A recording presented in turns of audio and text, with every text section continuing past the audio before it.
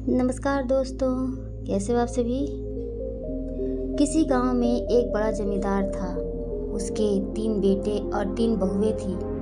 उसके पास दर्जन भर मवेशी, 200 एकड़ जमीन और अनाज की 2 दुकानें भी थी।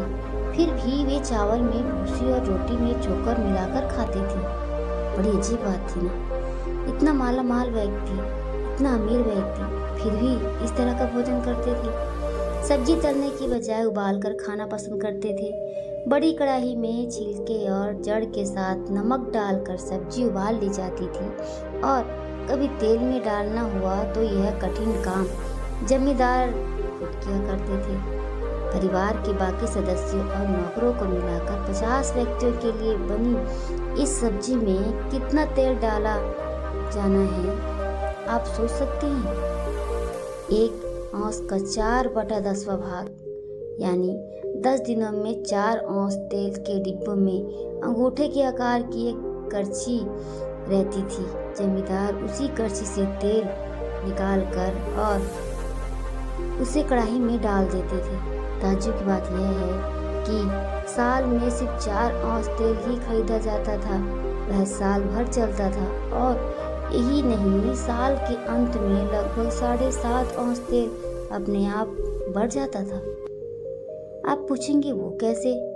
तो वह ऐसे कि जब भी जमींदार को कलछी से तेल डालना होता था, वह कलछी कढ़ाई के पानी से भर देता था। पूरे परिवार को उसके साथ भूसी और चोकर खाना पड़ता था। उसकी तीनों बहुएं धनी परिवारों से आई हुई थी और उन्हें बेहतर खाने पीने की भी आदत थी। भला वे भूसी और चोकर खाकर कैसे रह सकती थी, लेकिन फिर भी जमींदार के बेटे और बहुओं और पोते पोतियों को भी 2-3 कौर चोकर की रोटी या भूसी का भात खाना पड़ता ही था।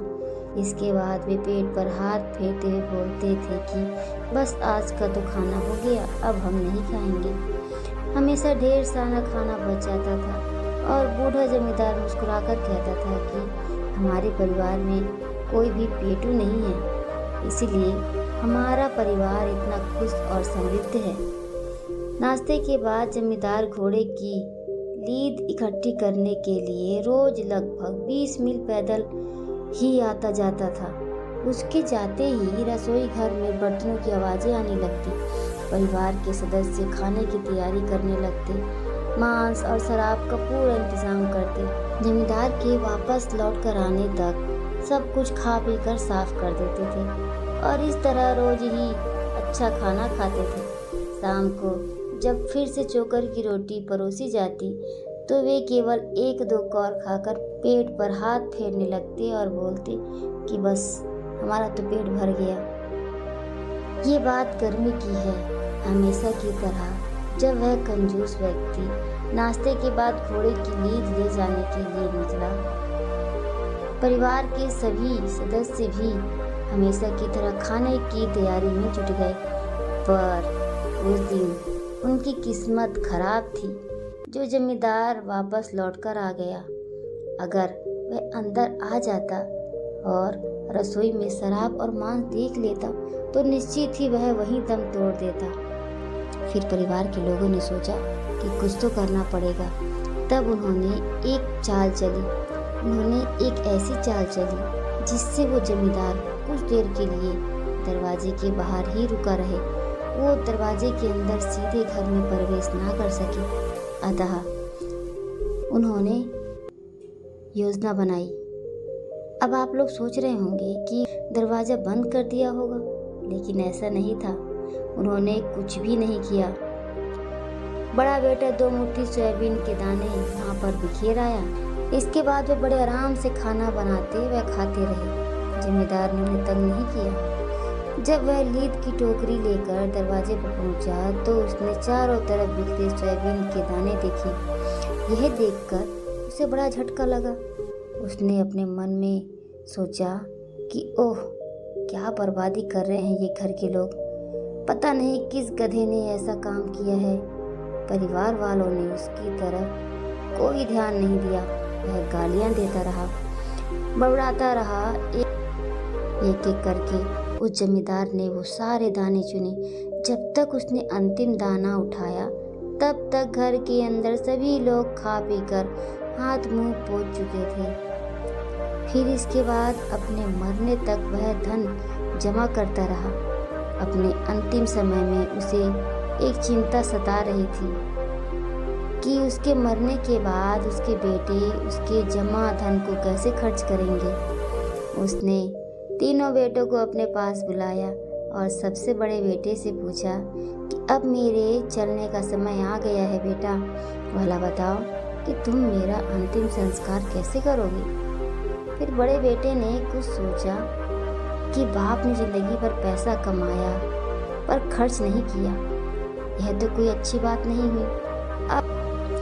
अब यह धन उसके भाइयों को विरासत में मिलेगी। अतः पिता के मरने के बाद अंतिम संस्कार तो भव्य तरीके से ही होना चाहिए। उसने पिता से कहा, पिताजी आप बिल्कुल भी चिंता ना करें, हम आपका अंतिम संस्कार बहुत ही भव्य तरीके से करेंगे। पिता अपने पुत्र की ऐसी बात सुनकर कहने लगा, अरे नहीं नहीं, भव्य तरीके से तुम्हारा क्या मतलब है, पहले यह मुझे बताओ।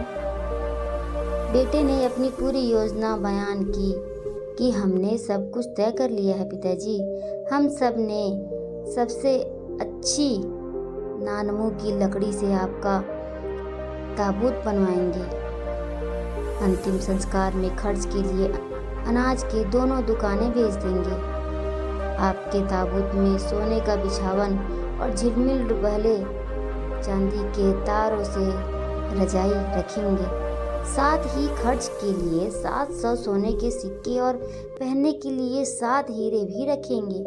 49 दिनों तक लगातार बौद्ध लामाओं, ताओवादियों और पादरियों से धर्म ग्रंथ पढ़वाएंगे।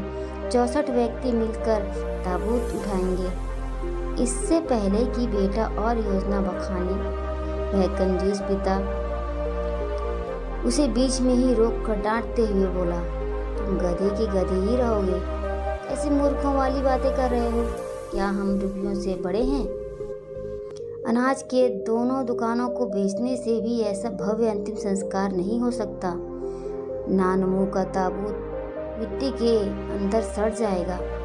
सोने के 7 सिक्कों और हीरों की कीमत जानते हो।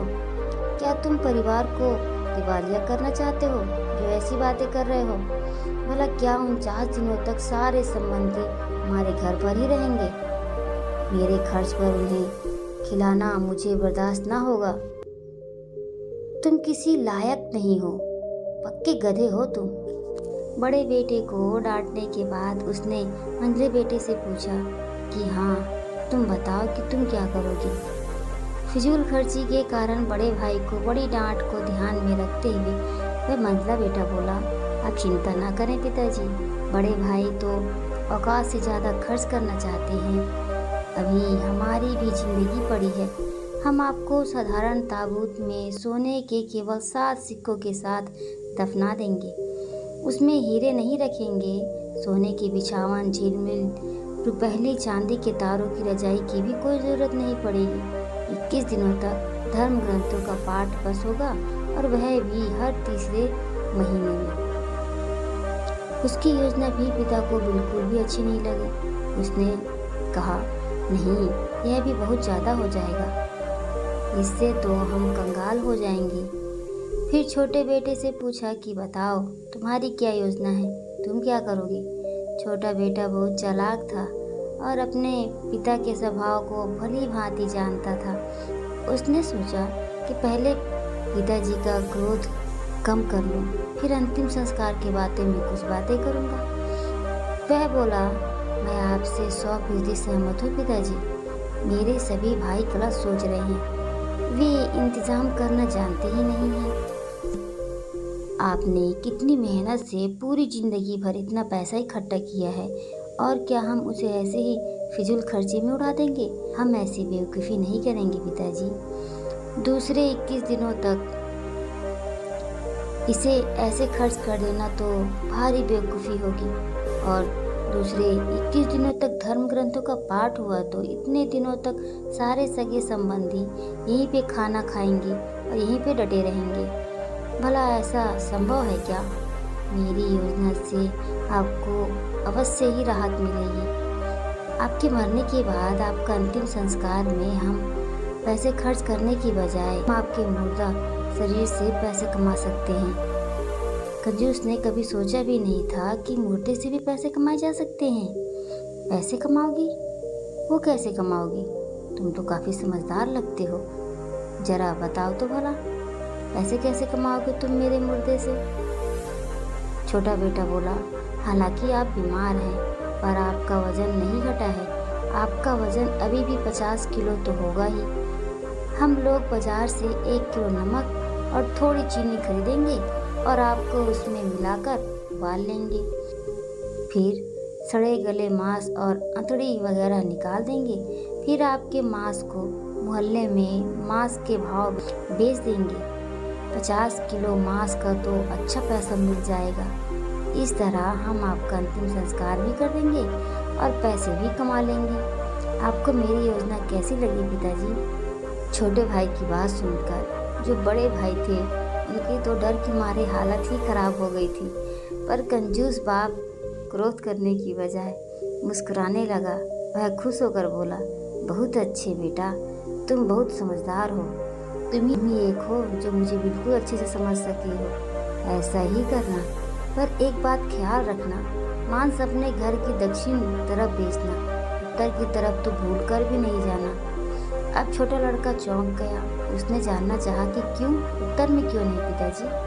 तब पिता ने इसका रहस्य बताया कि उत्तर के परिवार वाले उधार खरीदना चाहेंगे। अपने पिता की ये बात सुनकर तीनों बेटों को विश्वास हो गया कि हमारे कंजूस पिता ने सब कुछ पहले ही सोच लिया था। क्या कोई इंसान इस हद तक कंजूस हो सकता है? दोस्तों, आपको ये कहानी कैसी लगी और आप लोगों ने इससे क्या सीखा? अपनी राय कमेंट बॉक्स में जरूर बताना।